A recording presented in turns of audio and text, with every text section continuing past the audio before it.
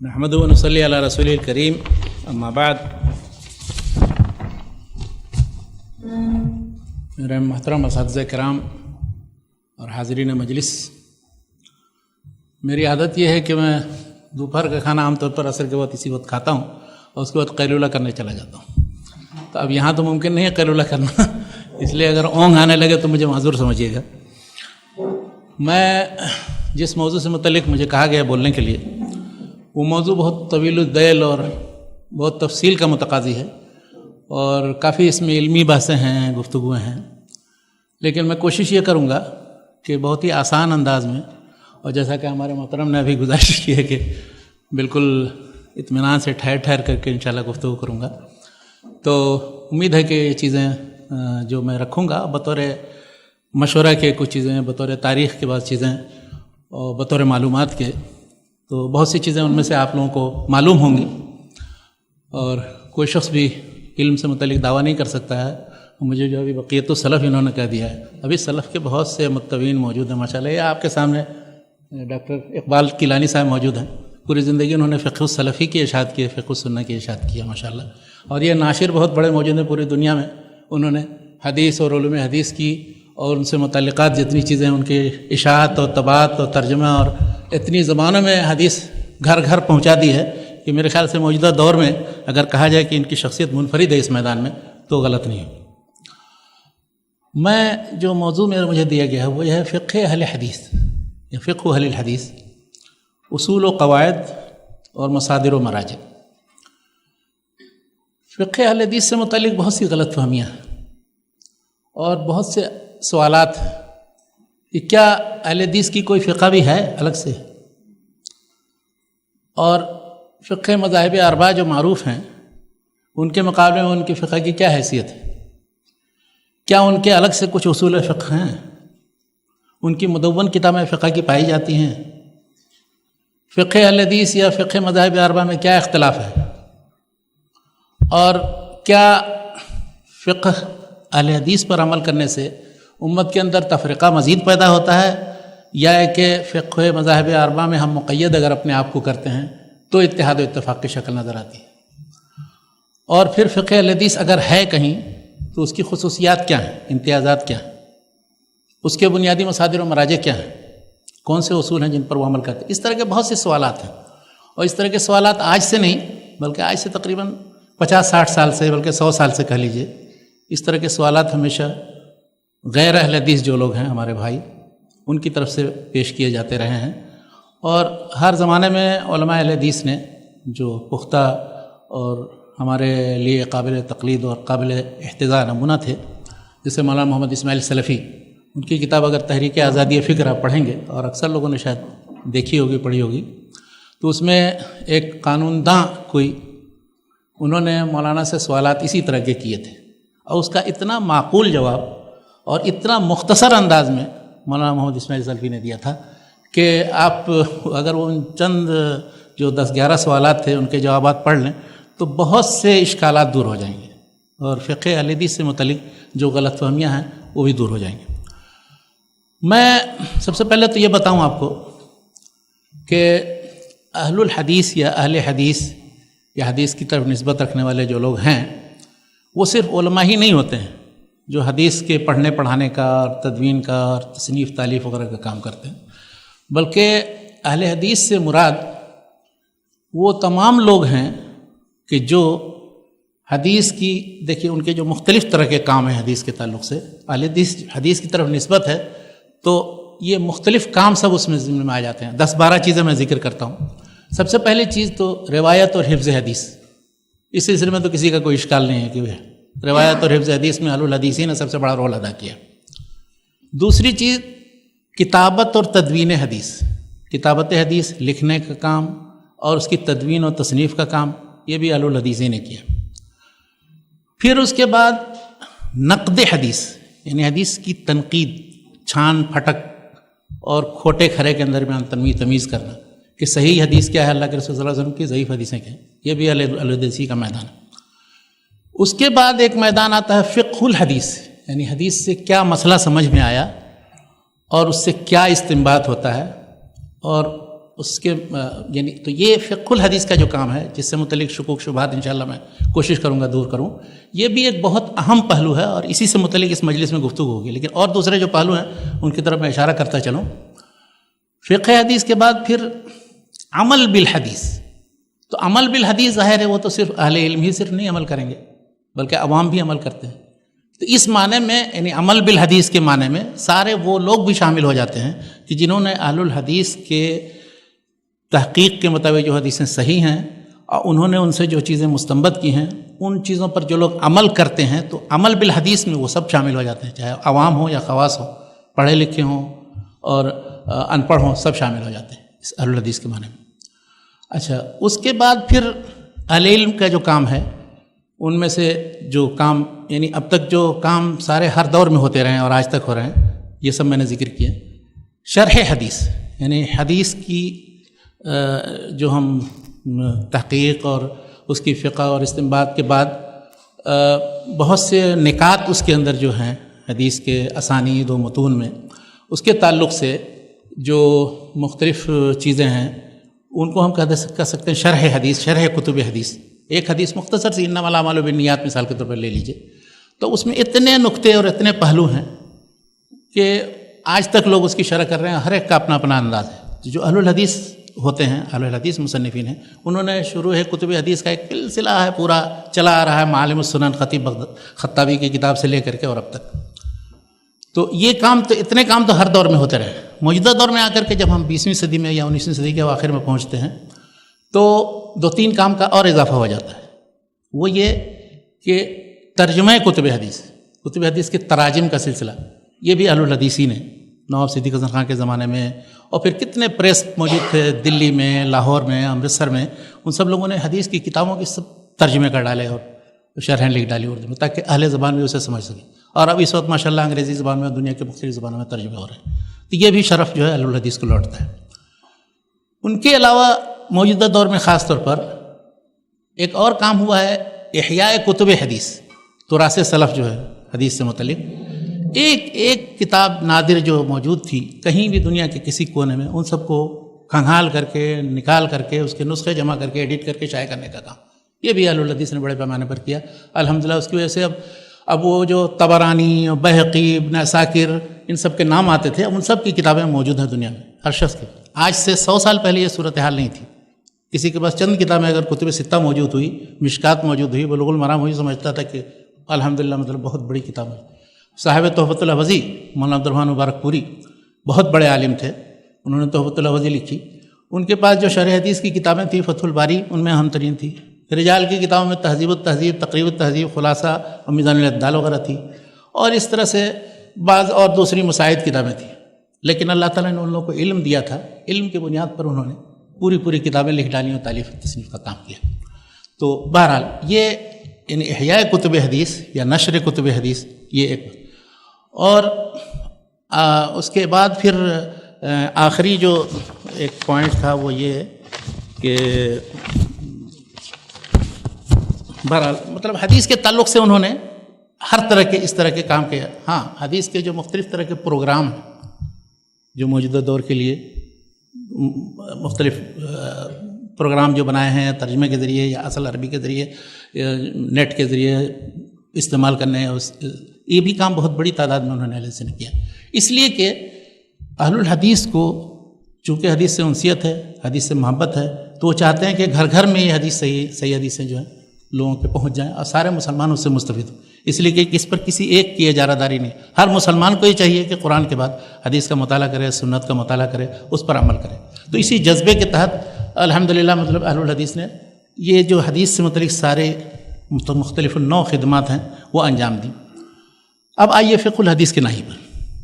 تو سب سے پہلے تو ہم یہ اس سوال کو حل کرتے ہیں کہ کیا اہل الحدیث کے نام سے کوئی مکتب فکر تھا پہلے پرانے زمانے میں، یا جیسے ہمیں کہا جاتا ہے کہ ہم 19ویں صدی 20ویں صدی میں پیدا ہوئے ہیں اور اس سے پہلے ان کا کوئی وجود نہیں تھا. تب اگر آپ تاریخ کی کتابیں دیکھیں، ابن قتیبہ جن کی وفات 276 ہجری میں ہوئی، انہوں نے کتاب المعارف کے نام سے ایک معلومات عامہ کی کتاب ایک لکھی ہے. اس میں دیکھیے فقہاء اہل الحدیث، فقہاء اہل الرائے دونوں کا ذکر کیا. نام بھی سارے کے دیے، امام ثوری، اسحاق بن راہوے، امام احمد بن حنبل اور لیث بن سعد، یہ سب جو ہیں فقہاء اہل حدیث میں، امام مالک وغیرہ، امام احمد بن حنبل، امام شافعی تو مشہور ہیں۔ اور فقہاء اہل رائے کا جب ذکر کرتے ہیں تو اس میں جو امام ابو حنیفہ رحمۃ اللہ علیہ ہوئے، ان کے شاگرد ہیں، یا اور دوسرے جو کوفہ کے علماء، ان کا ذکر کیا۔ پھر آپ اور آگے بڑھیے، فرق اور مذاہب سے متعلق جو کتابیں لکھی گئیں، ان میں ایک ابو منصور عبد القاہر بن طاہر البغدادی تھے، جن کی کتاب الفرق بین الفرق کے نام سے مشہور ہے، 429 ہجری میں ان کی وفات ہے۔ انہوں نے کتاب الفرق بین الفرق، اس میں لکھیے جہاں فقہ کا ذکر ہے تو اس میں فقہ اہل حدیث اور فقہ اہل الرائے کا ذکر۔ اور اس کے بعد آئیے شہرستانی کی کتاب الملل والنحل ہے، شہرستانی کی وفات 548 ہجری میں ہوئی۔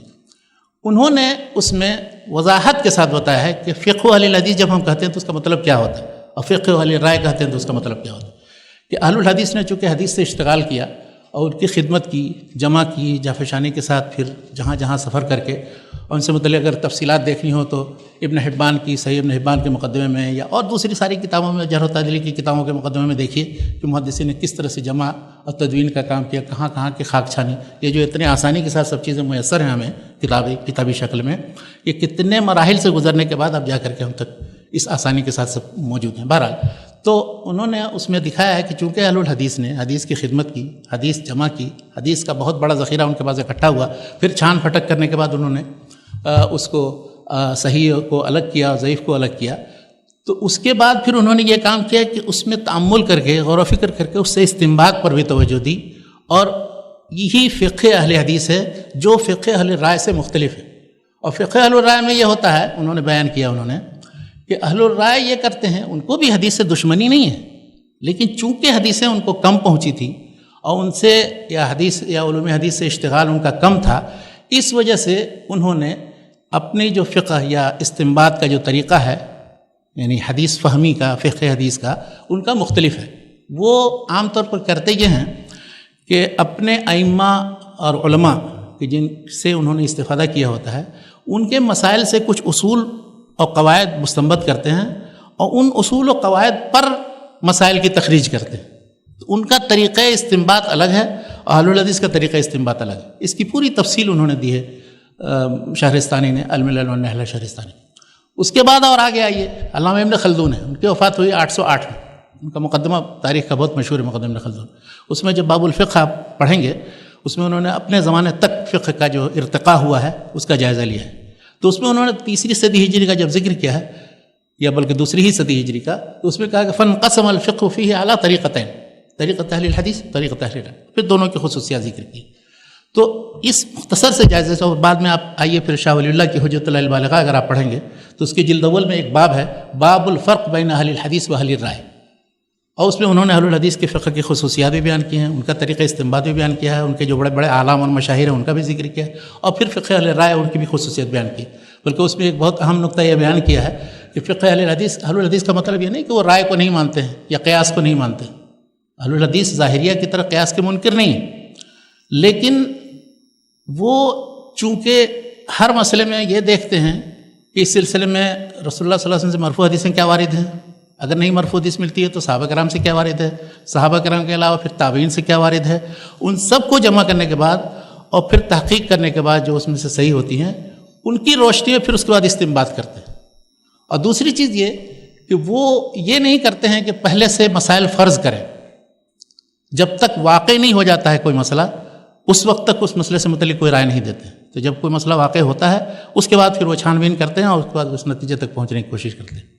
تیسری چیز انہوں نے یہ بتائی ہے، خود شاہ ولی اللہ نے، انہوں نے یہ کہا ہے کہ وہ اہل الحدیث جب قرآن میں نہیں پاتے ہیں کوئی چیز، حدیث میں نہیں پاتے ہیں، آثار سلف بھی ان کے ہاں نہیں ہے موجود، تو پھر وہ یہ دیکھتے ہیں کہ کس طرح سے کون سی اصل موجود ہے کہ جس پر قیاس کر کے وہ مسئلہ نکالا جا سکے، یعنی قیاس کے منکر نہیں ہے۔ اس کے مقابلے میں ظاہریہ جو ہیں وہ قیاس کے منکر سرے سے قیاس کو مانتے ہی نہیں ہیں، کہتے ہیں کہ قیاس کے طریقے سے کسی مسئلے کا شرعی طریقے سے حل پیش کرنا یہ بالکل ہی غلط اصول ہے، غلط، جیسا کہ ابن حزم وغیرہ نے کہا۔ اس کے مقابلے میں پھر اہل الرائے کے بارے میں ان کا خود شاہ ولی اللہ کا تبصرہ یہ ہے، وہ یہ کہتے ہیں کہ اہل الرائے کا مطلب یہ نہیں ہے کہ وہ حدیث سے دشمنی رکھتے ہیں، حدیث پڑھتے نہیں ہیں، حدیث کو حجت نہیں مانتے ہیں دین میں، نہیں۔ ان کا مقصد یہ ہے کہ وہ اپنے طریقے استنباط میں اس طریقے پر نہیں قائم ہے جس پر اہل حدیث چلتے ہیں، بلکہ وہ یہ کرتے ہیں کہ اپنے ائمہ کے جو قواعد ہیں، اصول ہیں، ان پر مسائل کی تخریج کرتے ہیں۔ تو اس طرح سے انہوں نے خود وضاحت کی ہے اور بتایا ہے کہ اہل الحدیث و اہل الرائے کے درمیان جو فرق ہے وہ اصول استنباط و طریقہ استنباط کا فرق ہے، نہ ہے کہ حدیث دشمنی یا قیاس کی مخالفت کا۔ یہ دونوں نہیں۔ اہل الحدیث کیا ہے کہ قیاس اس وقت جب وہ نص کے مقابلے میں ہو، حدیث اور یا نص صریح کے خلاف ہو، تب وہ قیاس مردود ہوگا۔ لیکن اگر حدیث نہیں موجود ہے یا کوئی ایسی حدیث موجود ہے جو ایک قاعدہ کلیہ کے طور پر ہے، اس سے ہم استنباط کر کے کسی دوسرے نئے مسئلے سے متعلق کوئی چیز حکم مستمد کرتی ہے، یہ بھی قیاس کی ایک شکل ہے، تو اس قیاس کا وہ انکار نہیں کرتے۔ تو شاہ ولی اللہ کی وفات 1176 میں ہوئی ہے، یعنی آپ نے دیکھا کہ میں نے دوسری تیسری صدی ہجری سے شروع کیا اور 12ویں صدی ہجری تک ہر دور میں ایک مکتب فکر جو اہل الحدیث کا مکتب فکر ہے، خصوصاً فقہ کے باب میں موجود ہے۔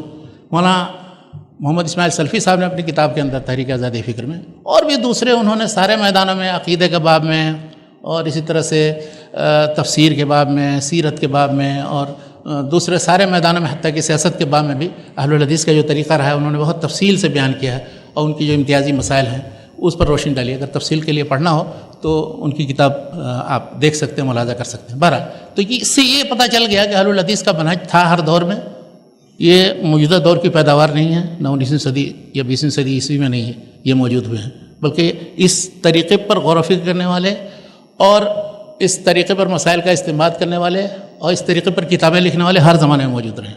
اب آئیے اس نقطے کی طرف، اگر اہل حدیث کی فقہ ہے تو وہ کون سی کتابیں ہیں، ان کی معتمد کتابیں کیا ہیں، اور ان کے اس فقہ اہل حدیث کے مقابلے میں فقہ مذاہب اربعہ، ان دونوں کے درمیان کیا تعلق ہے، ان کا فرق کیا ہے ان دونوں میں۔ تو اس سے متعلق آپ کو میں بتاؤں کہ اہل الحدیث کی جو فقہ ہے اس کے اندر جتنی مرونت یا جتنا زیادہ لچک ہے اور جتنا زیادہ آزادی رائے ہے دلیل کے بنیاد پر اختلاف کرنے کی، اتنا کسی فقہ کے اندر نہیں۔ کسی ایک مکتب فکر کو لے لیں، انہوں نے جو اصول و قواعد بنائے ہیں ان اصول و قواعد سے یہ سر منہ انحراف نہیں کرتے اور اس کے مطابق مسائل کی تخریج کرتے چلے جا رہے ہیں۔ آج تک مدونات اور متون اور شروح تیار ہو گئے۔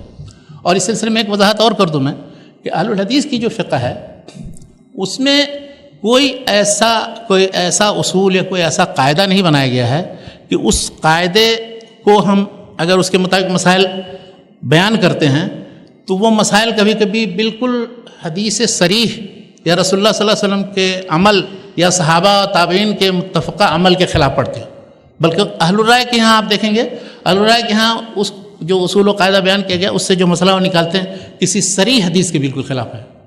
صحابہ کرام کا عمل اس کے خلاف تھا، تابعین کا، لیکن وہ کہتے ہیں کہ چونکہ یہ ہمارے اصول ہیں، اس اصول کے مطابق ہم مسائل بیان کریں گے اور مدون کریں گے۔ اور آپ کو میں یہ بتاتا چلوں تاکہ فرق اور مزید واضح ہو کہ فقہ اہل حدیث اور فقہ اہل الرائے میں کیا فرق ہے، اس کے بعد انشاءاللہ اہل الحدیث کی کتابوں کی طرف آؤں گا۔ کہ عموماً جو فقہ اہل الرائے ہے ہم یہ سمجھتے ہیں کہ وہ صرف فقہائے کوفہ یا فقہائے احناف ہے، نہیں۔ میں پہلی مرتبہ آپ کو شاید یہ بتا رہا ہوں، آپ کو حیرت بھی ہوگی کہ ہر مذہب میں، حتیٰ کہ مذہب حنفی میں بھی، کچھ جو حدیث کی طرف مائل تھے، جنہوں نے حدیث کی موافقت میں اپنے مذہب کی مخالفت کی، تو وہ پھر وہ فقہ اہل الرائے کے مطابق نہیں رہ گئے۔ آخری مثال ان کی ایک مولانا عبدالحی لکھنوی مرحوم تھے، جن کی 1304 ہجری میں وفات ہوئی۔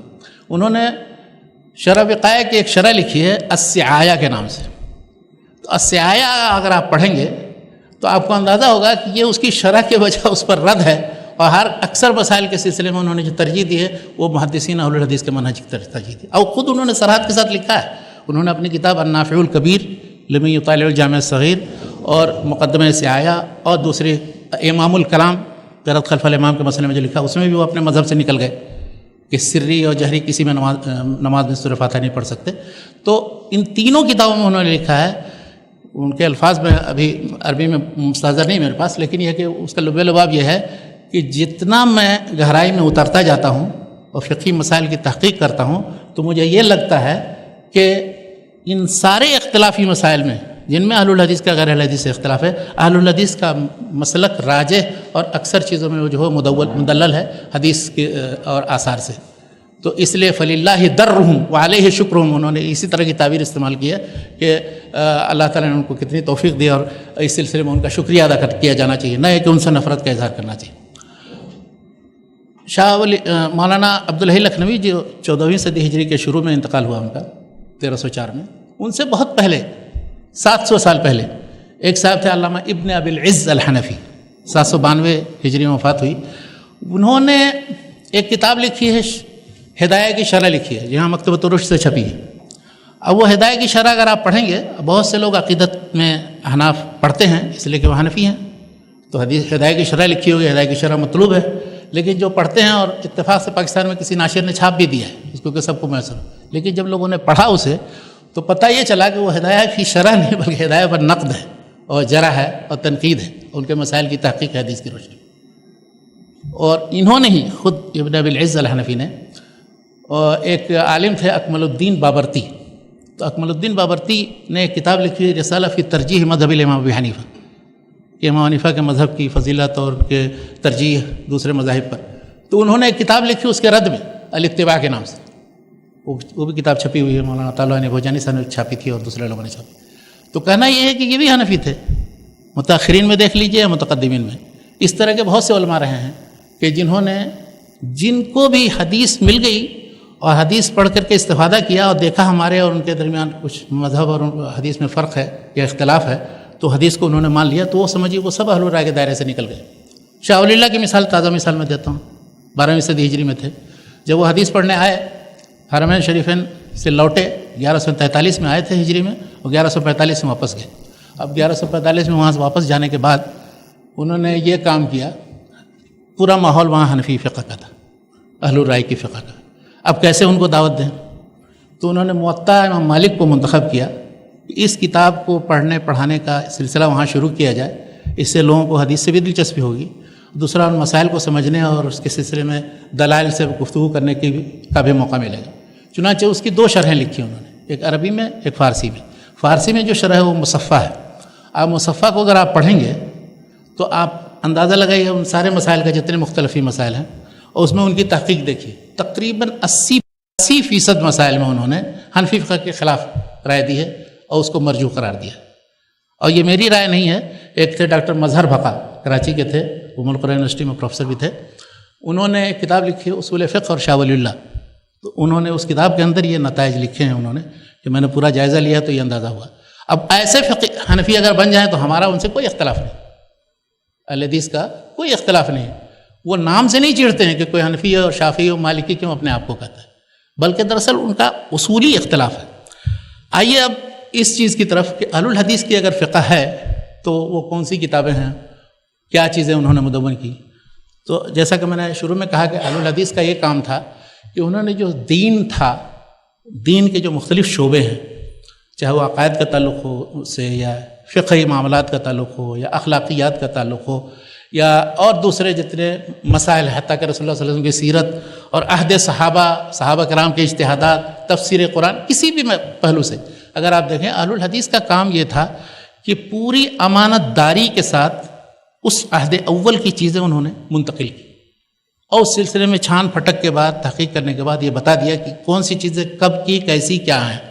اگر آپ کو تاریخ کا مطالعہ کرنا ہو، سیرت کا مطالعہ کرنا ہو، فقہ کا مطالعہ کرنا ہو، تصوف کا مطالعہ کرنا ہو، تو آپ بغیر اہل الحدیث کے اس منہج کے مطابق جو انہوں نے کتابیں جمع کی ہیں، کتب الزہد ہیں، کتب الآثار ہیں، کتب الحدیث ہیں، کتب التاریخ، کتب السیرہ، ان سے آپ بے نیاز کبھی نہیں ہو سکتے. اور یہ بات میں نہیں کہہ رہا ہوں، شاہ ولی اللہ حجت اللہ البالغہ کے شروع ہی میں وہ لکھتے ہیں کہ علم حدیث اپنے وسیع معنی میں کہ جو سارے آثار صحابہ و تابعین سب کو شامل ہے، اور عہد اول کی پوری تاریخ اور امانت داری کے ساتھ وہ تاریخ ہے. علم حدیث سے کوئی شخص بے نیاز نہیں ہو سکتا، چاہے وہ مفسر ہو، فقیہ ہو، اصولی ہو، مورخ ہو، سیرت نگار ہو، حتیٰ کہ علماء عربیت یعنی نحو، صرف اور ادب کے میدان کے جو لوگ ہیں، وہ لوگ بھی حدیث سے بے نیاز نہیں ہو سکتے ہیں.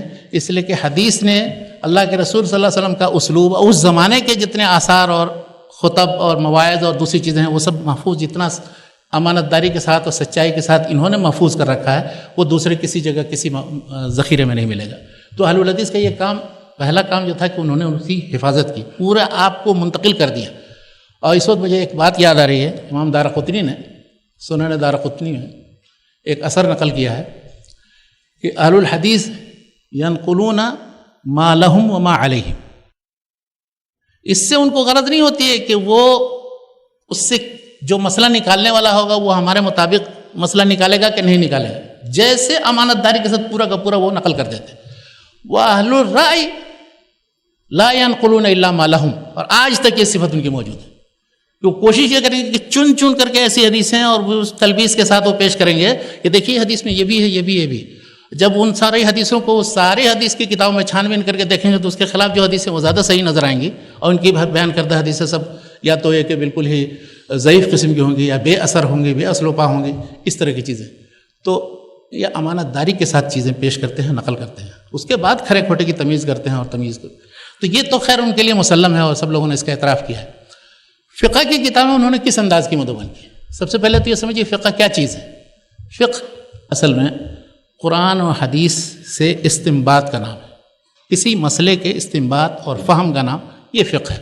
اب وہ فقہ وسیع معنی میں تو ہر طرح کے مسئلے کو سمجھنا, چاہے وہ عقائد سے متعلق ہوں, اخلاقیات سے متعلق ہوں, معاملات سے متعلق ہوں, اعمال قلوب سے تعلق ہو. لیکن چونکہ فقہ ایک خاص اصطلاح میں جو ایسے عملی احکام کے جن پر انسان عمل کرتا ہے, مسلمان کو عمل کرنے کی دعوت دی, اس کے لیے خاص ہو گیا فقہ. ورنہ پہلے زمانے میں پہلی دوسری صدی ہجری میں فقہ کا یہ معنی نہیں تھا.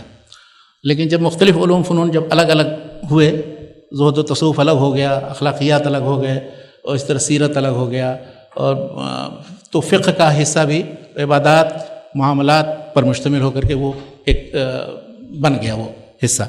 تو فقہ کا یہ جو مفہوم ہے, اصطلاحی مفہوم, اس مفہوم کے لحاظ سے محدثین نے یا اہل الحدیث نے کیا کیا؟ سب سے پہلے نمبر پہ تو انہوں نے یہ کیا کہ انہوں نے وہ پورا تراث محفوظ رکھا. جیسے کہ میں نے بتایا آپ کو کہ صحابہ کا کیا فہم تھا, تابعین کا کیا فہم تھا, تبع تابعین تک. اور اس سلسلے میں جتنی یہ آثار کی کتابیں ہیں, سعید بن منصور کی کتاب السنن ہے, 227 ہجری میں ان کی وفات ہوئی. اس کے بعد ابن ابی شیبہ ہیں جن کی مصنف پورا ریکارڈ موجود ہے, ہر مسئلے میں کسی صحابی کسی تابعی نے کیا کہا ہے, کیا عمل کیا, آپ کو دیکھنا ہو تو اس میں ملیں گی آپ کو, اور وہ چھپ گئی ہے. اسی طرح سے عبد الرزاق بن حمام الصنعانی 211 ہجری میں وفات ہوئی, ابن ابی شیبہ کی 235 میں. تو انہوں نے بھی مصنف عبد الرزاق کے اندر وہ ساری چیزیں نقل کی ہیں. یعنی فقہ کا جو اصل مادہ ہے, یعنی کس طرح سے سمجھا تھا سلف نے, قرآن حدیث سے مسائل کیسے نکالے تھے, وہ محدثین نے پورا امانت داری کے ساتھ جمع کر کے رکھ دیا. اسی طرح معرفت السنن والآثار ایک کتاب ہے امام بہقی کی, ان کی وفات 458 ہجری میں ہوئی. ایک کتاب ہے اسی طرح تہذیب الآثار امام طبری کی 310 ہجری میں وفات ہوئی. تو انہوں نے یہ پورا مٹیریل پوری امانت داری کے ساتھ نقل کر دیا. اب ہمارا کام یہ ہے کہ ہم اس میں دیکھیں کہ سلف کا فہم, فقہ السلف جو تھا وہ کیا تھا. اور ابھی اس وقت موجودہ دور میں یہ کوشش ہوئی ہے کہ صحابہ, تابعین اور تبع تابعین اور بعد کے جو بڑے بڑے مشہور ائمہ ہیں, ائمہ اربعہ کے علاوہ, ان سب کی فقہ کو انہی کتابوں سے مدون کرنے کی کوشش کی گئی ہے. الگ الگ فقہ ابن عمر, فقہ ابن مسعود, اور فقہ عمر بن الخطاب, فقہ ابی بکر صدیق, ایک محمد رواس قلاجی ہیں, انہوں نے اور دوسرے بہت سے لوگوں نے الگ الگ مدون کر دیا. اور ایک صاحب ہے محمد المنتصر القطانی, انہوں نے موسوعۃ فقہ السلف کے نام سے وہ سارے صحابہ و تابعین کی فقہ جمع کر دی, جو ہمارے یہاں جامع القرآن سے چھپا ہے. تو اس طرح کی کوششیں ہوئی ہیں, اور اس سلسلے میں ماخذ یہی ساری آثار کی کتابیں. دوسری یہ کہ جو مرفوع حدیث کی کتابیں ہیں, جو چھان بین کرنے کے بعد تصحیح تضعیف کا اہتمام کرتے ہوئے یا بالکل خاص صرف صحیح حدیثیں جمع کرنے کی جو کوشش کی گئی ہے, تو ان میں بھی محدثین نے یہ کیا, اس کی بہت سے لوگوں نے کیا, لیکن چند مثالیں میں دوں. جیسے امام بخاری, انہوں نے جو صحیح اپنی مرتب کی ہے, تو اس میں صرف یہ نہیں کہ حدیثیں صرف صحیح جمع کر دی ہوں, بلکہ ترجمۃ الباب, کیا مسئلہ اس حدیث سے نکلتا ہے وہ انہوں نے نکالا. اس میں جس دقت و باریک بینی کا مظاہرہ کیا ہے وہ پڑھنے پڑھانے والوں سے مخفی نہیں ہے. انہوں نے ہر مسئلے سے متعلق حدیث سے جو استنباط کیا ہے وہ دیکھنے کے لیے, اسی لیے کہا جاتا ہے فقہ البخاری فی تراجمہ ہی. دوسری پھر امام مسلم نے یہ کیا, ابواب نہیں باندھے تھے انہوں نے, کتاب الایمان, کتاب العلم, یہ جو ابواب آپ دیکھ رہے ہیں یہ بعد کے لوگوں نے, امام نووی نے اور دوسرے لوگوں نے باب باندھے, لیکن اس انداز میں حدیثیں جمع کر دی تھیں, اور ہر مسئلے کی حدیثیں اکٹھا تھیں کہ کوئی شخص صحیح مسلم بغیر ابواب کے بھی پڑھتا تو اسے سمجھ میں آ جاتا کہ اس مسئلے سے مطلب کون کون سی حدیثیں ہیں اور ان سب حدیثوں سے کیا مسئلہ ثابت ہوتا ہے. تیسرے امام ابو داؤد ہیں. امام ابو داؤد کی کتاب, ان کی کتاب کی خصوصیت یہ ہے کہ انہوں نے وہ ساری حدیثیں جمع کر دی ہیں کہ جو جن سے استدلال اپنے مختلف مسائل کے سلسلے میں مختلف ائمہ کرام کرتے ہیں، یعنی کسی نے بھی کوئی مسئلہ اختیار کیا ہے تو اس سلسلے میں ان کی دلیل کیا ہے، وہ سارے دلیلیں جمع کر دی. اسی لیے کہا جاتا ہے کہ صحیح سنن ابی داؤد اگر کسی فقیہ کے لیے کافی ہے کہ اس میں موافق مخالف سب دلیلیں موجود ہیں، اور اس پر مستضاد یہ ہے کہ انہوں نے تحقیق کر کے یہ بھی بتایا کون سی حدیثیں صحیح ہیں کون سی حدیثیں ضعیف ہیں. لیکن یہ کہ جو بھی دلیل ہے، چاہے کسی بھی امام کی، لیث بن سعد کی، اوزاعی کی، ثوری کی، امام ابو حنیفہ کی، امام مالک کی، امام شافعی کی، وہ سب دلیلیں آپ کو تقریباً اصول الادلہ مل جائیں گی. امام ترمذی نے یہ کیا کہ تصحیح تضعیف کے ساتھ ساتھ انہوں نے ایک ایک موضوع سے متعلق ساری حدیثوں کی طرف بھی اشارہ کر دیا، وہ فی الباب عن فلاں عن فلاں عن فلاں عن فلاں، اور ایک دو حدیثیں منتخب کر لی، اور اس کے ساتھ ساتھ انہوں نے پھر مذاہب صحابہ و تابعین اور مذاہب ائمہ بھی ذکر کی. تو یہ جو 4 کتابیں بطور مثال، اور 5ویں 6ٹھی کتاب کا اضافہ کر لیجئے اس پر، امام ابن خزیمہ کی ایک کتاب ہے صحیح، جو صرف عبادات کا حصہ ہم تک پہنچا ہے، پوری کتاب تو بڑی تھی. تو اس میں انہوں نے ہر حدیث سے تفصیلی طور پر مسئلہ مستنبط کیا ہے، اور بلکہ ایک حدیث کو کئی جگہ لائے ہیں وہ اختلاف الفاظ، اور اس پر باقاعدہ گفتگو کرتے ہیں. ابن خزیمہ 311 میں وفات ہوئی ان کی، اور وہ امام بخاری کے شاگرد تھے، بہت مشہور شاگرد. امام ابن خزیمہ کے شاگرد امام ابن حبان تھے، جن کی کتاب صحیح جو ہے، اس کی جو اصل کتاب ہے، جن 354 میں ان کی وفات ہوئی، ان کی اصل کتاب التقاسیم والانواع کے نام سے معروف ہے.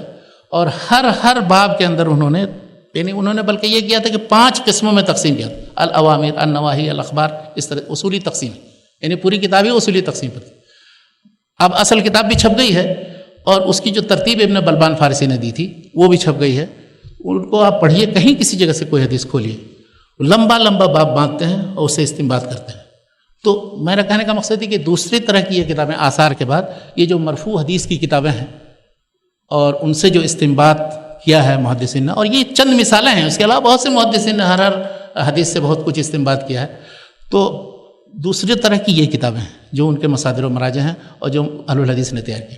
تیسرے اس کے بعد اب آپ اور مزید آئیے، ایسی کتابیں کہ جن میں مختلف مذاہب کے جو علماء ہیں، چاہے وہ ائمہ اربعہ ہوں یا ائمہ اربعہ کے علاوہ بھی، لیث بن سعد ہیں، اوزاعی ہیں، ثوری ہیں، اسحاق بن راہویہ وغیرہ، ان سب کے مسائل بھی جمع کیے ہیں، اور ان کے دلائل کے ساتھ، یعنی فقہی مسائل پہلے دیتے ہیں، اس کے بعد رائے دیتے ہیں بعد میں، اس طریقے کے برعکس جو محدثین نے عام طور پر اختیار کیا کتب حدیث میں، کہ پہلے باب باندھتے ہیں اور اس کے بعد حدیث پیش کرتے ہیں، اس کے بعد مذاہب ذکر کرتے ہیں. اس سلسلے میں جو بہت ہی یعنی اہم کوشش کی ہے، اس میں چند کتابوں کا ذکر کرتا ہوں تاکہ بہت لمبی لسٹ نہ ہو جائے. امام ابن المنذر ایک ہے، 318 ہجری میں وفات ہوئی، ان کی کتاب الاوسط ہے. ان کی کئی کتابیں تھیں لیکن یہ جو کتاب موجود ہے وہ یہ ہے، لیکن افسوس کہ اس کے بھی 1/4 کتاب کا پتہ نہیں چلتا ہے، 3/4 موجود ہے جو چھپ گئی. تو اس میں انہوں نے پورے سارے فقہی ابواب، بلکہ فقہی ابواب کے علاوہ دوسرے ابواب میں ائمہ کا جو بھی اختلاف ہے وہ سب پوری امانت داری کے ساتھ نقل کیا ہے، سب کے دلائل ذکر کیے ہیں. تو پہلے مسئلہ بیان کرتے ہیں، اس سلسلے میں کیا اختلاف ہے، پہلی رائے یہ ہے، دوسری رائے یہ ہے، تیسری رائے. آپ بعد میں دیکھیں گے جتنی فقہ مقارن کی کتابیں ہیں، چاہے المحلہ ابن حزم کی ہو، یا المجموع نووی کی ہے، یا پھر المغنی ابن قدامہ کی، یہ سب کتابیں تقریباً اسی سے خوش چینی کرتے ہوئے انہوں نے مذاہب صحابہ اور تابعین اور ائمہ بیان کی ہیں. تو یہ تیسری کوشش تھی، جو یعنی تیسرے طریقہ جو اختیار کیا، کتب آثار، کتب احادیث اور کتب فقہ مقارن. فقہ مقارن کے بعد اب انہوں نے کیا کیا، کتب فقہ مقارن کے بعد انہوں نے پھر اس طرح کے اصول اور قواعد مستند اس انداز کے مرتب کر دیے تاکہ کتب حدیث سے استفادہ یا استنباط میں دشواری کسی کو نہ پڑے. آپ جانتے ہیں 3 صدی ہجری یا 2 صدی ہجری کے اندر اہل الرائے کا ایک مکتب فکر تھا، اہل الحدیث، اسی وقت سے شروع ہوا ہے.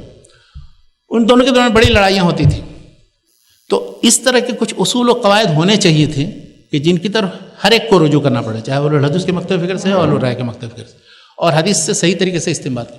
مثلا حدیثوں میں ناسخ منسوخ ہیں، آپس سے متعارض حدیثیں ہیں، یا مثلا کوئی حدیث مشہور ہے، متواتر ہے، اس کے مقابلے میں کوئی خبر احاد ہے، کوئی ضعیف حدیث ہے، مرسل حدیثیں ہیں. ان سب چیزوں کا کیا حکم ہوگا، اس سے مسئلہ اس مستنبط کیا جا سکتا ہے یا نہیں، تعارض کے سلسلے میں کس چیز پر عمل کیا جائے گا.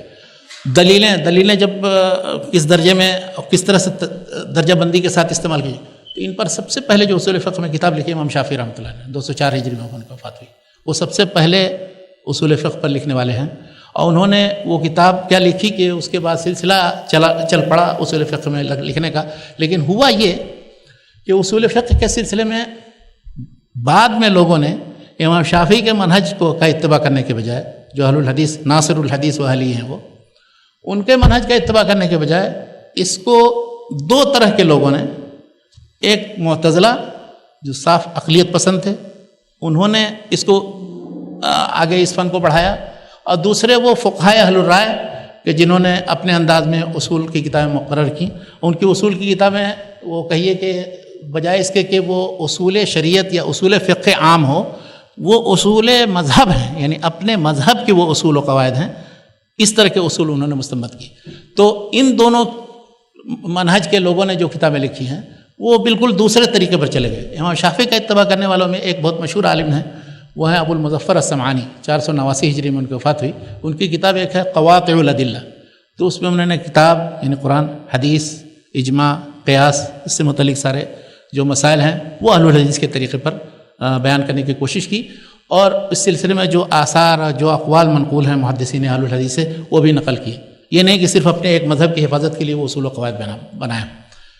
اسی طرح سے 5ویں صدی ہجری میں 3-4 اور مؤلفین تھے، 2 آدمی مشرق میں اور 2 آدمی مغرب میں.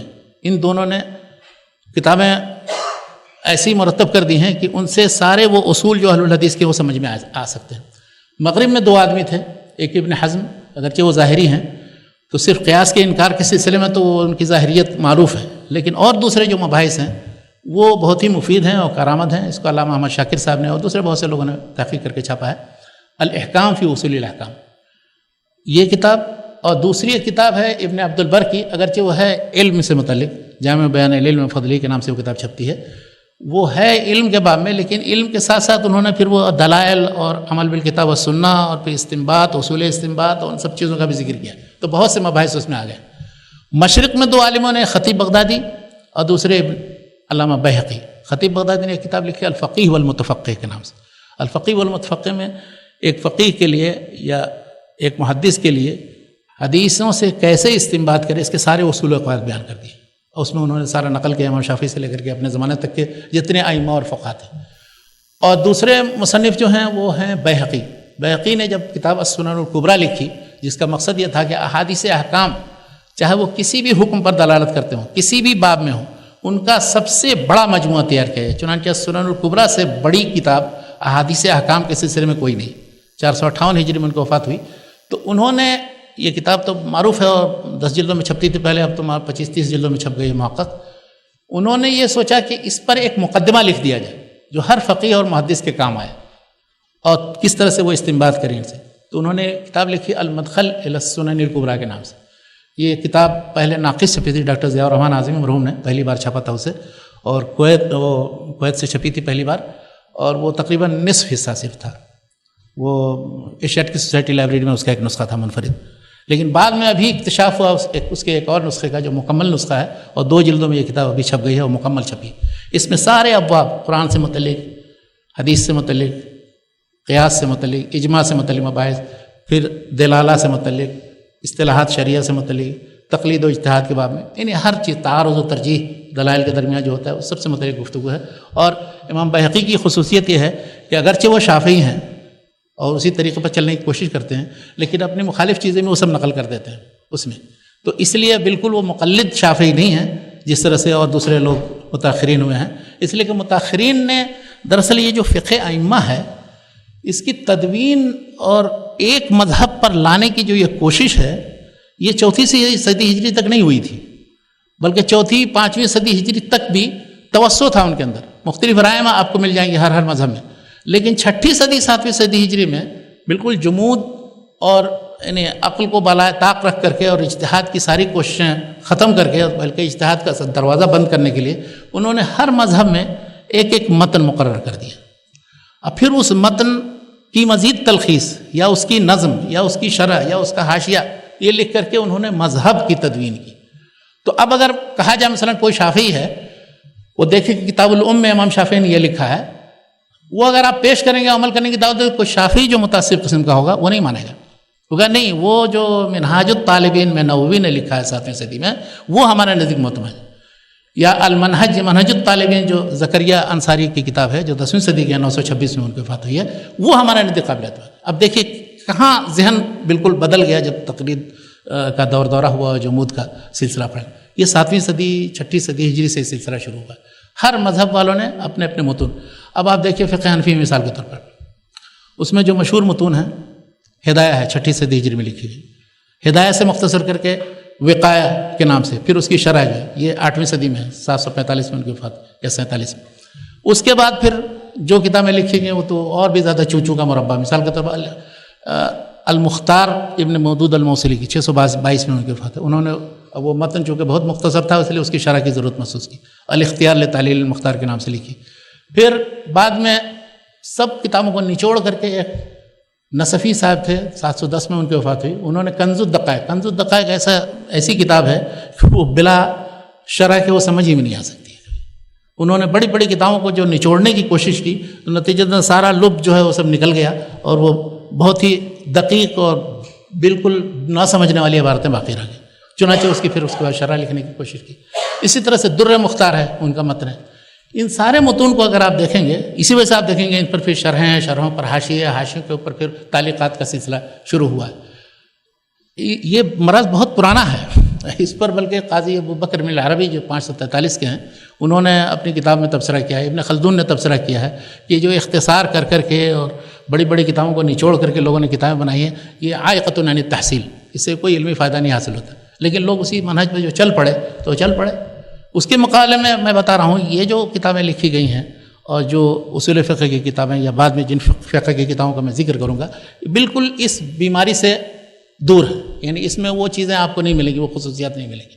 اس لیے وہ مذہبی کتابیں جو ہیں وہ سب طریقے اہل الرائے پر ہیں، چاہے وہ کسی بھی مذہب کی کتاب. اس لیے کہ انہوں نے ایک دم اس سے سرے منہ انحراف کو پسند نہیں کیا اور سمجھتے تھے کہ وہ شریعت سے انحراف ہے. جبکہ اہل الحدیث ہمیشہ اس طریقے پر قائم رہے کہ جو کتاب بھی مدون کریں وہ اصول و قواعد کو سامنے رکھیں اور دلائل سامنے رکھیں، ان سے استنباط کریں اور جو چیز راجح سمجھ میں اور جس کو جو چیز راجح سمجھ وہ بیان کریں.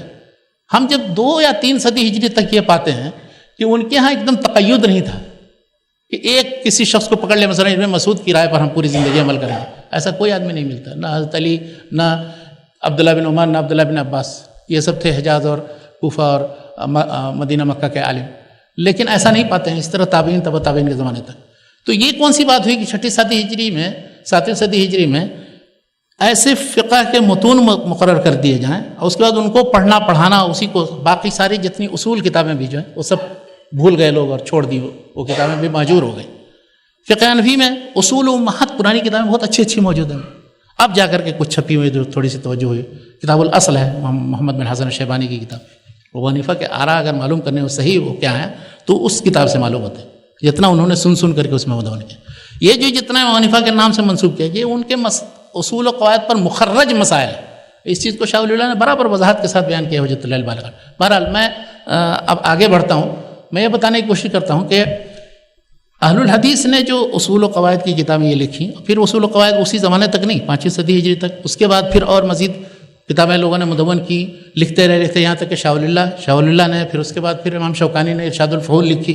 ارشاد الفحول سے مختصر کرتے ہوئے حصول المعمول کے نام سے نواب صدیق حسن خان نے کتاب لکھی. پھر موجودہ دور میں تو اتنی کتابیں اصول فقہ پر لکھی گئیں کہ ان کا صرف نام اگر گنایا جائے تو 20 کتابیں نکلیں گی. ان میں مشہور جو 2-3 کتابیں ہیں، ایک محمد بن حسین الجیزانی ہے، جامعہ اسلامی میں استاد ہیں. انہوں نے کتاب لکھی معالم و اصول الفقہ عند اہل السنہ والجماعہ، اور اس میں انہوں نے کوشش یہ کی ہے کہ امام ابن تیمیہ اور ابن قیم نے اور ان کے مکتب فکر سے وابستہ جو لوگ تھے، امام ابن رجب وغیرہ نے، انہوں نے اپنی کتابوں میں جو کچھ بھی منتشر قواعد اور اصول تھے، اور امام شافعی اور پھر ابو المظفر سمعانی، ان لوگوں نے جو کچھ لکھا تھا ان کی روشنی میں اصول و قواعد محرر انداز میں بیان کیے. اور وہ متکلمین کا جو طریقہ تھا جس پر جوینی اور غزالی اور رازی وغیرہ نے جو کتابیں لکھی ہیں اور آمدی وغیرہ نے، اس کو چھوڑ دیا. اسی طرح سے فقہاء اہل الرائے کی جو کتابیں تھیں جیسے کرخی کی، بزدوی کی اور سرخسی وغیرہ کی کتابیں، اور بعد میں پھر جو نصفی کی منار ہے اس کی جو شروع کی ہیں، اس کو انہوں نے چھوڑ دیا. تو اصول فقہ جو اہل الحدیث کے تھے وہ انہوں نے جمع کر دیا. اگر کسی شخص کو سارے اصول معلوم کرنے ہو تو بہترین کتاب. ہمارے دوست ہیں ایک پاکستان کے اندر حافظ ثناء اللہ زاہدی، انہوں نے پوری زندگی اصول فقہ کی خدمت اور اس کی کتابوں کی جمع و ترتیب اور مخطوطات، پورے دنیا میں کوئی بھی مخطوطہ اصول فقہ کا اگر آپ کو ڈھونڈنا معلوم کرنا ہو تو ان سے آپ رابطہ کیجیے. چھپ گیا ہے نہیں چھپ گیا اس کا مخطوطہ یا تو موجود ہوگا. جتنی شرحیں ہیں خود اہل مذہب نہیں جانتے ہیں جتنی شرح وہ سب ان کے پاس موجود ان کے مکتبہ میں.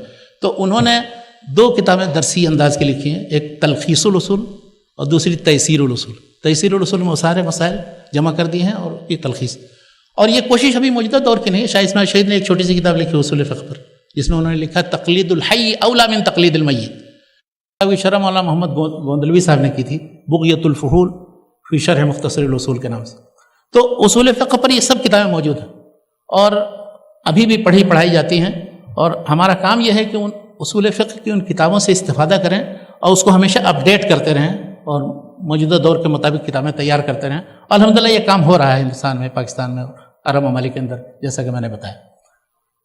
اصول فقہ کو مدون کرنے کا جو کام ہے یہ نہیں ہے کہ اہل الحدیث نے نہیں کیا. امام ابن تیمیہ کی کتابوں میں اتنے منتشر مواد اور مسائل ہیں. اگر آپ معالم و اصول الفقہ، یہ جو محمد بن حسین جیزانی صاحب کی کتاب ہے، آخر میں انہوں نے ایک فہرست دے دی سارے ان مسائل سے متعلق جن میں اصول فقہ کے لوگوں کا اختلاف ہے. اس میں امام ابن تیمیہ کی رائے کیا ہے اور اس میں انہوں نے کیا منہج اختیار کیا ہے، وہ فہرست دے دی. اگر اس فہرست کی روشنی میں امام ابن تیمیہ کو بحیثیت اصول فقہ کے نمائندے کے اگر آپ پڑھیں تو اندازہ ہوگا کہ انہوں نے اس میدان میں کتنی تجدید کی. یعنی ایک مثال میں دیتا ہوں صرف، وہ یہ کہ قیاس کے باب میں، قیاس بہت سی جگہ پر اہل الرائے کے نزدیک یہ ہے کہ وہ نصوص یا احادیث کے خلاف ہوتی ہے. حدیث صحیح کے بھی خلاف وہ مانتے ہیں بہت سے قیاس کو.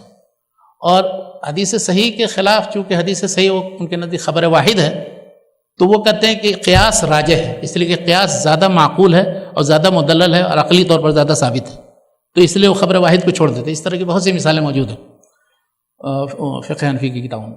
تو امام ابن تیمیہ کا ایک چھوٹا سا رسالہ ہے قاعدۃ فی تقریر القیاس، اور اس کو پورا کا پورا امام ابن قیم نے اعلام الموقعین میں نقل بھی کر دیا ہے، پورا کا پورا مجموع الفتاوی بھی ہے. اس میں انہوں نے دکھایا کہ ایسا ہو ہی نہیں سکتا کہ قیاس صحیح جو ہے کسی حدیث صحیح کے خلاف. کسی کے پاس اگر ایسا قیاس ہے تو لائے، یا تو وہ قیاسی غلط ہے یا پھر حدیث صحیح نہیں ہوئی. جیسے انہوں نے عقل و نقل کے بارے میں دعویٰ کیا کہ کوئی حدیث صحیح کوئی عقل صحیح کے خلاف ہو ہی نہیں سکتی. ایسی صورت میں یا تو حدیث نہیں صحیح ہوگی یا وہ عقل جس کو ہم صحیح سمجھ رہے ہیں وہ صحیح نہیں ہوگا. تو امام ابن تیمیہ کے ہیں بہت سی چیزیں، یہ تو ایک مستقل محاضرے کا متقاضی ہے کہ امام ابن تیمیہ نے اصول فقہ کے میدان میں کیا تجدید کی. بہرحال ہم آگے بڑھتے ہیں. اصول فقہ کے بعد اب آئیے حدیث کی کتابوں کی روشنی میں فقہی مسائل کو مدون کرنے کا سلسلہ کیسے شروع ہوا. تو میں نے جیسا کہ ذکر کیا تھا، شاہ ولی اللہ نے مصفح لکھ کر کے فقہ اہل حدیث کی دعوت دی انہوں نے، لیکن وہ جس زمانے میں تھے اس زمانے میں کھل کر کے وہ ان سب چیزوں کی طرف دعوت نہیں دے سکتے تھے اور نہ کوئی ایسی تحریک چلا کر کے پورے ملک میں بیداری لا سکتے تھے. یہ کام بعد میں جب تحریک شہیدین شروع ہوئی ہے تو وہ سلسلہ شروع ہوا ہے. شاہ اسماعیل شہید، سید احمد شہید اور ان کے پھر جو متوسلین تھے انہوں نے یہ کام کیا. تو انہوں نے پھر یہ دو طریقہ اختیار کیا. ایک طریقہ یہ اختیار کیا جس پر آج تک لوگ عمل کر رہے ہیں، ہمارے مولانا اقبال کیلانی صاحب ہیں، انہوں نے حدیثیں منتخب کی اور ان سے مسائل مستنبط کر کے کتابیں لکھی. وضو سے متعلق، طہارت سے متعلق، نماز سے متعلق، زکوٰۃ سے متعلق، حج سے متعلق حدیثیں منتخب دیتے ہیں اور اس سے پھر جو مسائل مستنبط ہوتے ہیں ان کی ساری کتابیں، اس طرح عمران ایوب لاہوری صاحب کی کتابیں وغیرہ سب اس منہج پر ہیں. دوسری یہ اس طرح کی تو بہت سی کتابیں. دوسری یہ کہ فقہی مسائل فقہی ابواب پر مرتب کیے جائیں، مسائل ذکر کیے جائیں، ان کے ساتھ دلائل ہوں. اس کا سلسلہ جو ہے وہ تقریباً 13ویں صدی ہجری کے اواخر میں نواب صدیق حسن خان کی کتابوں میں ملتا ہے. نواب صدیق حسن خان نے چند بہت ہی اہم کتابیں لکھی، لیکن افسوس کہ وہ یا تو فارسی زبان میں ہیں یا اردو میں ہیں، جس کی وجہ سے لوگ ان کی طرف توجہ نہیں دیتے. پھر ایک بار چھپی اور ختم ہو. ایک کتاب ان کی ہے جو عربی میں ہے اور وہ بار بار چھپتی ہے اور پڑھی جاتی ہے، اور علامہ البانی برابر اس کو پڑھتے پڑھاتے تھے اپنے تلامذہ کے درمیان. اور روضۃ الندیہ شرح الدر البہیہ، در البہیہ امام شوکانی کی ایک چھوٹی سی کتاب ہے فقہی مسائل پر، جو فقہ الحدیث ہے اس پر مشتمل، کسی مسلک کا التزام اس میں نہیں ہے. تو اس کی شرح خود امام شوکانی نے جو کی ہے وہ الدرار المضیہ شرح الدر البہیہ، وہ اتنی مقبول اور معروف نہیں ہوئی جتنا نواب صدیق حسن خان کی الروضۃ الندیہ، جو سب سے پہلا ایڈیشن اس کا 1290 ہجری میں چھپا تھا ہندوستان کے اندر. بعد میں پھر وہ عربی میں مختلف ممالک میں چھپا. تو الروضۃ الندیہ یہ بہت ہی اہم اور بنیادی کتاب ہے جو نواب صدیق حسن خان نے لکھی. اور الروضۃ الندیہ کے علاوہ خود انہوں نے الدر البہیہ کا ترجمہ فتح المغیث بفقہ الحدیث کے نام سے چھاپا تھا، اور اسی طرح سے ایک دوسرا ایڈیشن ترجمہ در البہیہ کے نام سے بھی اسی زمانے میں چھپا تھا. یہ اردو میں یہ دونوں کتابیں. لیکن ان کی جو یہ الروضۃ الندیہ کے بعد جو اہم ترین 3 کتابیں ہیں وہ فارسی میں ہیں. ان فارسی کتابوں کا یا تو اردو میں ترجمہ ہونا چاہیے تاکہ اس سے استفادہ عام ہو، اور یا پھر عربی میں ترجمہ مکمل چھپنا چاہیے۔ ان میں سے ایک کتاب دلیل الطالب الی ارجح المطالب کے نام سے، اس کا نصف اول صرف عربی ترجمہ ہوا ہے، ڈاکٹر لقمان سلفی صاحب نے چھاپا ہے۔ اور دوسری کتاب ہے ہدایت السائل الی ادلۃ المسائل، سارے مسائل دلائل کے ساتھ لکھی۔ تیسری ایک کتاب ہے بدور الاحلہ من ربط المسائل بالادلہ، یہ سب 13ویں صدی ہجری کے اختتام سے پہلے کی کتاب ہے۔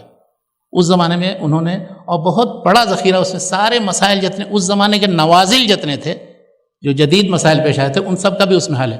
لیکن افسوس کہ وہ ایک بار جو چھپی ہے اس کے بعد آج تک پھر وہ شاید نواب صدیق حسن خان کی کتابیں جن لوگوں کو ان سے دلچسپی ہوگی، ان میں ایک تھے مولانا محمد عطا اللہ بھوجانی مرحوم، ان کے پاس وہ کتابیں ہیں، یا اور بھی بات بڑی بڑی لائبریریوں کے اندر ہوگی، لیکن یہ کتابیں ایسی ہیں کہ ان سے استفادہ کیا جائے، ہو بہو نہیں ترجمہ، کم سے کم ان سے تہذیب و تلخیص کر کے ان میں سے مسائل شائع کیے جائیں۔ دوسری ایک بڑی شخصیت نواب صدیق حسن خان کے بعد، ان کی وفات 1307 ہجری میں، نواب وحید الزماں صاحب، اصلاً لکھنؤ کے تھے، پھر حیدرآباد منتقل ہو گئے تھے، تو حیدرآباد میں رہے، اس لیے نواب وحید الزماں حیدرآبادی کہا جاتا۔ یہ پہلے اپنی ابتدائی زندگی میں حنفی تھے، جب میاں نذیر حسین محدث دہلوی سے حدیث پڑھ کے گئے تو اہل حدیث ہو گئے۔ 1338 میں ان کی وفات ہوئی، لیکن انہوں نے جب اہل حدیث ہوئے، جب حنفی تھے تو انہوں نے دیکھیے شرح وقائع کی شرح یا اس کا اردو ترجمہ بھی لکھا تھا، اور وہ کتاب بھی مطبوع ہے۔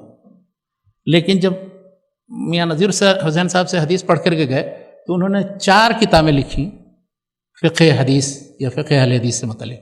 ایک المشرب الوردی من الفقہ المحمدی، اور دوسری کتاب ہے نزل الابرار من فقہ النبی المختار، تیسری کتاب ہے نور الخلائق، پتہ نہیں کیا، فی حدیث خیر الخلائق کے نام سے، اور چوتھی ایک کتاب ہے وہ بھی اسی طرح سے، یعنی 4 کتابیں انہوں نے ضخیم مرتب کی، اور سب کتابیں، 2 کتابیں ان میں سے عربی میں، 2 کتابیں اردو میں۔ ان کتابوں کا بھی ایک ایڈیشن چھپ گیا ہے بنگلور میں یا حیدرآباد وغیرہ میں، اس کے بعد پھر کہیں پتہ نہیں چلتا۔ ان کتابوں کو بھی تلاشی جستجو کے بعد ان سے استفادہ کرنا چاہیے، اور یہ سلسلہ جاری رہنا چاہیے۔ تیسری جو کوشش ہوئی ہے، یعنی فقہ حدیث کے سلسلے میں، فقہ اہل حدیث کے سلسلے میں، وہ ایک بہت بڑے مشہور ناشر اور صاحب مطبع آدمی تھے، اور نو مسلم تھے، محی الدین لاہوری۔ محی الدین لاہوری صاحب نے کتاب لکھی فقہ محمدیہ طریقہ احمدیہ کے نام سے، یہ 7 چھوٹے چھوٹے حصے میں ہے، اکٹھا بھی چھپتی ہے۔ تو فقہ محمدیہ میں بھی انہوں نے ابواب کے تحت مسائل ذکر کیے ہیں، اور اس کے بعد ان کے دلائل بھی ساتھ ساتھ وہ دیتے گئے۔ یہ سلسلہ پھر اس کے بعد اور مزید بڑھا، بعد میں پھر وہ جدید اسلوب کے مطابق موجودہ دور میں 20ویں صدی میں جن لوگوں نے کتابیں لکھی، جیسے مولانا عبدالسلام صاحب بستوی تھے، انہوں نے ایک کتاب لکھی اسلامی تعلیم کے نام سے، اسی طرح وہ 11 حصے میں ہے، جو 3 ضخیم جلدوں میں چھپتی ہے۔ انہوں نے سارے فقہی ابواب اور مسائل کی اس طرح کی کتابیں، چھوٹی بڑی، میرے خیال سے تقریباً 40-50 سے زیادہ کتابیں ہوں گی۔ اس میں ایک چھوٹی سی کتاب میں بتاتا ہوں جو بہت ہی مقبول اور معروف ہے اور چھپتی رہتی ہے اور کافی استفادہ کیا جاتا ہے ان سے، وہ تعلیم الاسلام کے نام سے مولانا مختار احمد ندوی صاحب نے لکھی۔ یہ کتاب مطلب ہر جگہ بچوں اور خواتین اور دروس میں استعمال کی جاتی، پڑھی جاتی۔ جس طرح سے ہمارے یہاں عرب ممالک میں یہ سلسلہ، ہندوستان میں ہم نے یہ کتابیں لکھی، اسی طرح سے عرب ممالک میں بھی یہ سلسلہ جاری رہا۔ چنانچہ علامہ البانی کی بہت مشہور کتاب ثمر المستطاب فی فقہ السنۃ والکتاب کے نام سے، لیکن وہ صرف 2 جلدیں صرف چھپی ہیں اس کی، اور سارے مسائل کو محیط نہیں۔ لیکن اس سلسلے کو بعد میں جاری رکھا لوگوں نے، بلکہ البانی صاحب سے بھی پہلے ایک کتاب فقہ السنہ کے نام سے، سید سابق کی بہت مشہور و معروف کتاب ہے، اور کتاب کئی زبانوں میں اس کا ترجمہ بھی ہو چکا ہے۔ لیکن جو فقہ السنہ کے نام سے محمد عاصم حداد صاحب کی کتاب ہے، وہ اس کا ترجمہ نہیں ہے، بلکہ وہ مستقل ان کی تالیف ہے۔ اس میں انہوں نے انداز بہت اچھا اختیار کیا تھا، افسوس کہ صرف عبادات کا حصہ اس میں سے چھپا، اور اس کے بعد کا حصہ نہیں چھپا۔ مرحوم وہ رابطۃ العالم الاسلامی میں تھے، ان سے ملاقات ہوتی تھی، وہ کہتے تھے کہ میرا ارادہ ہے مکمل کرنے کا، لیکن وہ پھر مکمل نہیں کر سکے۔ فقہ السنہ جس طرح سے سابق نے لکھی، اس کے بعد پھر مصر میں ایک کتاب آئی صحیح فقہ السنہ کے نام سے، وہ کتاب بھی بہت اچھی ہے۔ ایک کوئی ابو مالک انس بن سید، پتہ نہیں کچھ نام ہے ان کا، وہ 4 جلدوں میں ہے۔ اور ابھی ریسنٹلی آج میں نے دیکھا اپنے بھائی عبد الرحمن قاضی صاحب کے مکتبے میں کہ یہاں دار ابن جوزی سے ایک کتاب چھپی ہے، اور وہ مجھے سرسری دیکھنے میں بہت پسند آئی۔ وہ ہے تسہیل الفقہ کے نام سے، ایک جو بن جبرین، ڈاکٹر عبدالعزیز بن جبرین یا عبداللہ بن عبدالعزیز جبرین، عبداللہ بن عبدالعزیز جبرین، ان کی کتاب ابھی چھپی ہے دار ابن جوزی سے۔ اس میں انہوں نے مسائل ذکر کیے ہیں، جو راجح چیز ہے یا جو مستحب ہے یا جو واجب ہے، اور اس کے بعد نیچے اس کی تفصیلات بھی دی ہیں، دلائل دی ہیں، دلائل پر گفتگو کی ہے. تو یہ کتاب ابھی مطلب اب تک کی جو چھپی ہوئی شائع شدہ کتابیں ہیں ان میں تقریباً بہترین کتابوں میں سے ہے، مجھے جو سرسری دیکھنے سے لگی ہے. اور اس میں فقہ کی کوئی کتاب جو ہے بغیر اعتراض کے اور تنقید کے خالی نہیں، کسی کی بھی فقہ ہو، اس لیے کہ اللہ کے رسول صلی اللہ علیہ وسلم کے بعد ہر شخص کے فقہ اور اسے استنباط پر سوالیہ نشان کھڑا کیا جا سکتا ہے، لیکن دلیل کے ذریعے. تو انہوں نے کوشش جو یہ کی ہے اس سے بھی استفادہ کرنا چاہیے. اور میرا مشورہ یہ ہے، یہ جو کتابیں ابھی عرب ممالک میں چھپی ہیں یا ہمارا جو یہ تراث بر صغیر میں ہے، یہ کل تقریباً بر صغیر میں 40-50 کتابیں ہوں گی. اور پھر ایک بات میں یہ بھی بتاؤں کہ ان موضوعات پہ جو کتابیں لکھی گئی ہیں وہ صرف یہ جامع کتابوں کی طرف میں نے اشارہ کیا. الگ الگ مسائل پر تو بے شمار کتابیں لکھی گئی، طہارت پر، صلاۃ کے سارے الگ الگ مسائل پر، زکوٰۃ پر، صیام پر، حج پر، تو بے شمار کتابیں ہیں. ان سب کو اگر فقہی اعتبار سے دیکھا جائے تو ایک ایک مسئلے پر اس طرح سے مسلم پرسنل لا سے متعلق جو مسائل ہیں جیسے طلاق ہے، نکاح ہے، وراثت ہے، وقف ہے، نفقہ ہے، وغیرہ وغیرہ، تو اس پر تو بے شمار کتابیں ہیں. لیکن ان سب کتابوں کو بھی جائزہ لے کر کے کسی شخص کو اس موضوع پر کام کرنا چاہیے، یہ دکھانے کے لیے کہ اہل الحدیث کی جو فقہ چاہے وہ جامع کتابیں ہوں یا پھر جو الگ الگ متفرق ابواب پر، اور یہ الگ الگ متفرق ابواب پر یہ موجودہ دور کا دین نہیں ہے، یہ بہت پرانا ورثہ ہے. یہ ابو عبید القاسم بن سلام جو 224 ہجری میں وفات پائے، انہوں نے الاموال یعنی مسلمانہ کا جو مالیاتی نظام ہے، اقتصادی نظام، اس پر وہ بنیادی سورس کا کام کرتی ہے یہ کتاب. اور اس سے زبردست اور جامع کتاب کوئی آج تک نہیں لکھی گئی، آج تک وہ استعمال ہو رہی ہے، اور جتنے ماہرین اقتصادیات سب اس کی طرف رجوع کرتے ہیں. انہوں نے اپنے زمانے تک کا جو مالیاتی نظام تھا وہ پورا دیا، کس طرح سے مال جمع ہوتا ہے، کہاں کی کون کون سے مصارف ہیں، حکومت کا کیا کام ہے، کیسے، وغیرہ وغیرہ ساری تفصیلات دی. اسی طرح سے دوسری ایک کتاب الاحکام السلطانیہ کے نام سے ماوردی نے لکھی ہے، اور دوسرے ایک جو ہیں ابو یعلا، دونوں ہی تقریباً معاصر تھے 5ویں صدی کے. انہوں نے سیاسی مسائل اور ان مسائل کا جائزہ لیا ہے، اور اس سلسلے میں جو فقہی آراء ہیں ان سب سے متعلق انہوں نے لکھا. کسی نے خراج پر لکھا، کسی نے اور دوسرے، یعنی ایک ایک مسئلے پر تو بے شمار کتابیں پرانے زمانے میں بھی لکھی ہیں، موجودہ دور میں لکھی جا رہی ہیں، اور ان کا احاطہ نہیں کیا جا سکتا. ایک پہلو ہے اور نوازل کا، یعنی جدید مسائل جو پیش آتے ہیں ان مسائل کے سلسلے میں وہ تو یہ جو کتاب ابھی تو ان کی جبرین صاحب کی بیان کی گئی، اس میں نوازل بھی پیش کی ہیں. اور ایک صاحب ہیں محمد بن حسین الجیزانی، جن کی کتاب کا میں نے ذکر کیا تھا اصول فقہ کی، انہوں نے یہ کیا ہے کہ فقہ النوازل کے نام سے 4 جلدوں میں کتاب لکھی ہے، دار ابن الجوزی سے چھپی ہے. انہوں نے ان مسائل کو حل کرنے کے سلسلے میں مختلف فقہی اکیڈمیوں کی طرف سے جتنی کانفرنسیں ہوئی تھیں ان کانفرنسوں کی روداد ملخص انداز میں پیش کر دی. ہر مسئلے پر جو اختلاف رائے، سارے جو ایکسپرٹ جمع ہوتے ہیں یا علماء جمع ہوتے ہیں، ان کو اکٹھا کرنے کے بعد جو قراردادیں منظور ہوتی ہیں ان سب کا اس میں ذکر کر دیا. یہ فقہ النوازل، جن کو بھی فقہ سے دلچسپی ہو وہ کام کی چیز ہے. بلکہ میں یہ کہوں کہ موجودہ دور ایسا ہے کہ اب صرف ایک فقہ، ایک مذہبی فقہ وہ کام دینے والا نہیں. اب جو ہے فقہ الدلیل کی طرف اب لوگ جا رہے ہیں کہ ایک اس مسئلے سے متعلق دلیل کیا ہے. اب جو ہے وہ تقلیدی رجحان اب چلنے والا نہیں. اب اجتہاد کا دروازہ، کچھ لوگ تو بالکل چوپٹ دروازہ کھول دینا چاہتے ہیں، بالکل الہاد و بے دینی کی طرف ہم چلے جائیں. نہیں، اجتہاد یعنی مضبوط ہو بضوابط شرعیہ، اس کا دور ہے. اب جو ہے آپ لوگوں کو صحابہ و تابعین اور ائمہ اربعہ کے علاوہ دوسرے ائمہ ان کے مسائل اور ان کے دلائل معلوم کرنے سے روک نہیں سکتے، اس لیے کہ سارے مصادر و مراجع متوفر ہو گئے، اکٹھا ہو گئے. اب نہیں کہہ سکتے ان کو یہ شرح وقایع پڑھو پھر ہدایہ میں اور اسی کے ارد گرد گھومتے رہو. یہ دور اب گیا. اب کسی بھی مذہب فقہی کو اب یہ خوش فہمی نہیں ہونی چاہیے. اب دور جو ہے یہ دراصل فقہ السنہ کا ہے، فقہ اہل الحدیث کا ہے. اب جو ہے یہ جو کوشش کی جاتی تھی اور کہا جاتا تھا کہ فقہ جو ہے مدون اور جو مضبوط کتابوں کے اندر جو مدون فقہ ہے وہ صرف 4 اہل سنت کے ہیں اور 4 غیر اہل سنت کے ہیں. ظاہریہ کو اہل سنت سے خارج کر دیتے ہیں بہت سے لوگ تعصب میں آ کر کے. تو حنفی، شافعی، مالکی، حنبلی، اور اس کے بعد کہتے ہیں ظاہری، جعفری، زیدی اور عبادی. ان ساری فقہوں کا مطالعہ کرنا ضروری ہوتا ہے، لیکن فقہ اہل حدیث کی طرف کسی کی توجہ نہیں ہوتی.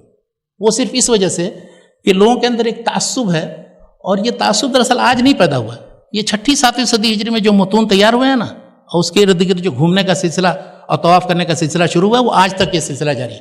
اس وجہ سے کہیں کسی نے بھی ان علماء اور اتباع مذاہب میں سے بھی کسی نے ذرا سا بھی کچھ خروج کی کوشش کی کوئی اجتہاد پیش کیا. عز بن عبد السلام 7ویں صدی کے تھے. اسی طرح سے ابو شامہ وہ بھی 7ویں صدی ہجری کے تھے. انہوں نے اپنی کتابوں میں ان مقلدین اور ان لوگوں کی شکایت کی تاکہ کس طرح کے یہ لوگ ہیں. صاف صریح حدیث مل جاتی ہے، اس کے باوجود بھی اپنا مذہب نہیں چھوڑنے کے لیے تیار ہوتے. امام راضی نے حتیٰ کہ تفسیر میں اور دوسرے بہت سے لوگوں نے 7ویں صدی ہجری سے یہ لعنت ملامت کی ہے، لیکن آج تک ایک دم ٹھس ہیں، وہ تبدیل کرنے کے لیے تیار نہیں. تو اب موجودہ دور نے انہیں مجبور کیا ہے کہ اب ایک چیز پر جمے نہ رہیں، اکٹھا بیٹھیں. مسائل بہت زیادہ پیدا ہو گئے ہیں ایسے کہ جن کا حل بغیر مل بیٹھے نہیں ہو سکتا ہے. چنانچہ فقہی اکیڈمیاں وجود میں آئیں. دیکھیے، اور فقہی اکیڈمیاں وجود میں آئیں تو مختلف مسائل سے مختلف گفتگو ہوتی ہے، تو سارے مختلف مکاتب فکر کے علماء جمع ہوتے ہیں. اس میں اہل الحدیث بھی ہوتے ہیں، غیر اہل حدیث بھی ہوتے ہیں، کچھ ماہرین بھی ہوتے ہیں جیسے ماہرین طب، ماہرین اقتصادیات، ماہرین سیاسیات، تاکہ ان مسائل کو حل کریں. یہی طریقہ ہے. اسی طرح سے اب موجودہ دور میں یہ ہوا ہے کہ موسوعات فقہیہ تیار ہوئی ہیں. موسوعات کا سلسلہ شروع ہوا تھا تو پہلے مصر میں 15-16 جلدیں چھپی وہاں، پھر ختم ہو گیا وہ سلسلہ، اس لیے کہ اتنا لمبا چوڑا تھا کہ وہ 8 مذہب لے کر کے چلے تھے.